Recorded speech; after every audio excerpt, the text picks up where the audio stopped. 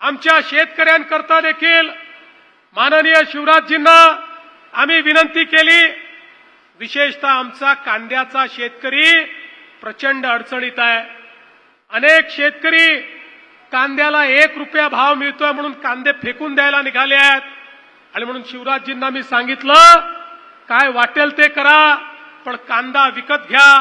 कांदा नाशिवंत आहे, कांदा याचं शेल्फ लाईफ खूप जास्त नाहीये, त्यामुळे त्याची खरेदी करून साठवणूक करून पुन्हा तो मार्केटमध्ये आणायचा, या सगळ्या गोष्टी अडचणीच्या असतात।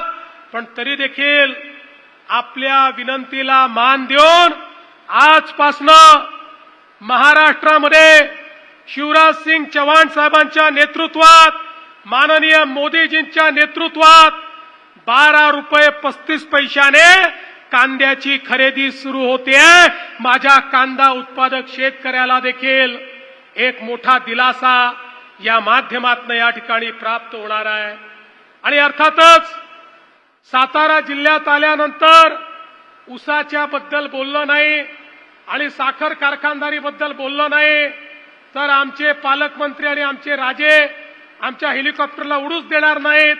त्याच्यामुळे मी या ठिकाणी त्यांनाही आश्वस्त करतो, माननीय शिवराजजींच्या सोबत येत्या आठवड्यात दिल्लीमध्ये माननीय HM साहेबांची वेळ घेऊन आपल्या साखर कारखानदारीच्या संदर्भातली बैठक आपण लावणार आहोत।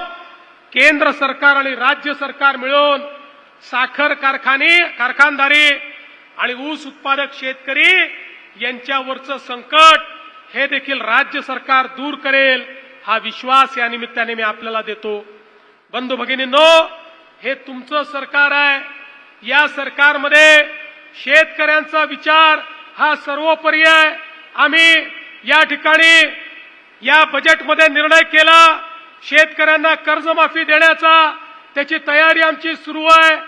30 जून पूर्वी आमच्या शेतकऱ्यांना कर्जमाफी आम्ही देणार आहोत आणि त्यासोबत ज्या शेतकऱ्यांनी प्रामाणिकपणे कर्ज भरलं त्यांना प्रोत्साहनपर राशी देखील आमच्या सरकारच्या माध्यमातून देणार आहोत। आणि यासोबत माझ्या एवढ्या लाडक्या बहिणी आहेत, मैं शिवराज जी आपको आश्वस्त करना चाहता हूं, आम्ही मागच्या 2 वर्षामध्ये 50 लाख लाडक्या बहिणींना लखपती दीदी केलाय, पण 50 लाखांवर आम्ही थांबणार नाही।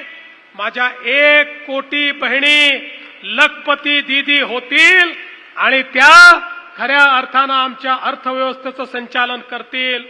आणि खरं म्हणजे मोदीजींनी हे ओळखलं, 5 ट्रिलियनची अर्थव्यवस्था करायची असेल तर केवळ भावांच्या भरोश्यावर होऊ शकत नाही, ती करायची असेल तर बहिणींनाच या ठिकाणी अर्थव्यवस्थेमध्ये आणावं लागेल। आणि आता बहिणी उतरल्या तर 5 ट्रिलियनची अर्थव्यवस्था देशाची पूर्ण झाल्याशिवाय राहणार नाही, हा विश्वास देखील मी व्यक्त करतो।